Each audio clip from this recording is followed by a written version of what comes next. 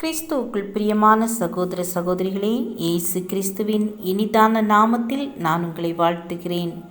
இன்றைய நாளுக்கான வேத வசனம் எபிரேயர் 2 அதிகாரம் 4 பின்பாகம்.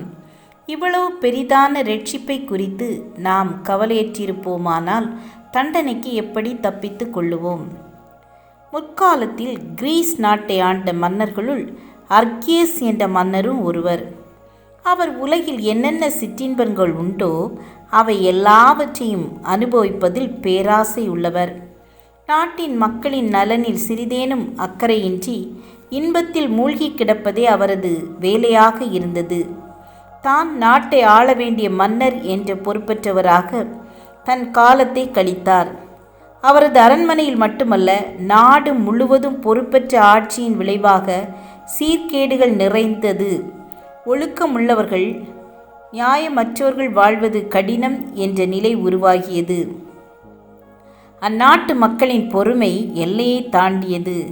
நாடு பேரழிவுக்கு தப்ப வேண்டுமானால் மன்னனை அழிப்பதே நலம் என்று ஒரு கூட்டத்தார் தீர்மானித்தனர். மன்னரை கொல்ல சதி திட்டம் தீட்டினர். திட்டத்தை நிறைவேற்ற ஏற்ற வேளையை எதிர்நோக்கி கொண்டிருந்தனர்.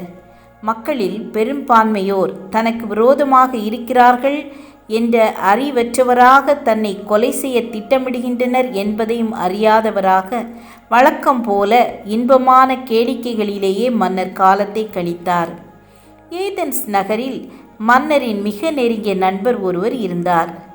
மன்னருக்கு விரோதமான சதி திட்டத்தை குறித்து அறிந்து கொள்ளும் வாய்ப்பு அவருக்கு கிடைத்தது.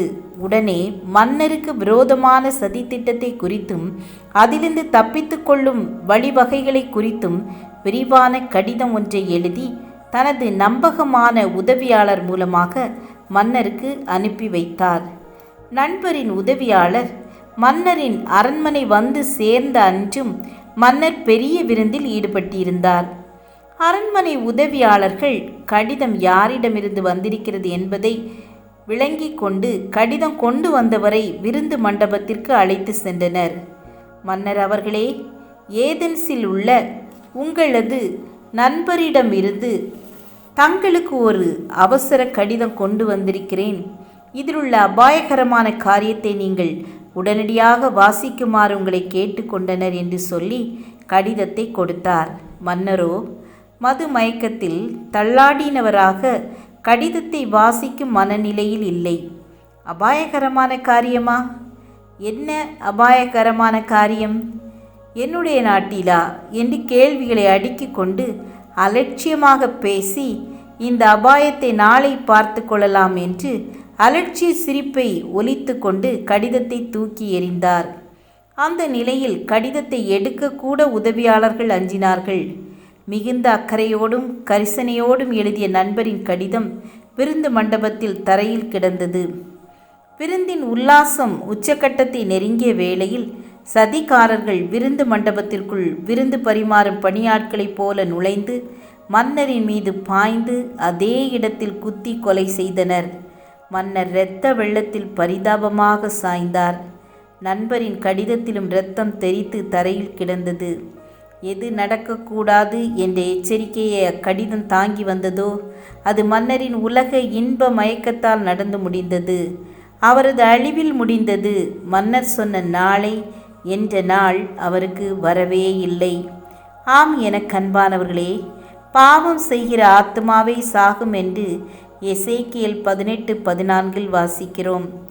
பாவத்தின் சம்பளம் மரணம் என்று ரோமர் 6:23 வேதம் நம்மை எச்சரிக்கிறது.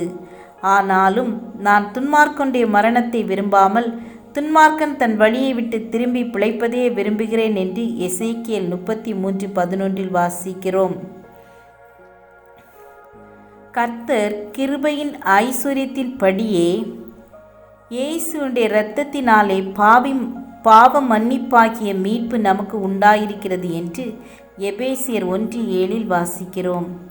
நாம் நமது பாவத்தில் அழிந்து விடாதிருக்கும்படி பாவ மன்னிப்பாகிய மீட்பின் நற்செய்தியை நமக்கு ஆலோசனையாக தந்து அழிவுக்கு தப்பித்து கொள்ளும் வழியை காட்டுகிறது. அர்கியஸ் மன்னரின் பரிதாப முடிவு நமக்கு எச்சரிக்கையாக அமையட்டும். அன்பின் கடிதத்தை அலட்சியம் செய்ததின் விளைவு மன்னரின் கொடூர முடிவில் முடிந்தது. ஜெபம் செய்வோம். இரக்கம் நிறைந்த கர்த்தாவே, இன்றைக்கே ஒவ்வொருவரும் ரட்சிப்பை பெற்றுக்கொள்ள உதவி செய்ய உடைய இரத்தத்தால் கழுவி சுத்திகரிங்க. இயேசுவின் நாமத்தில் பிதாவே, amen amen. God bless you.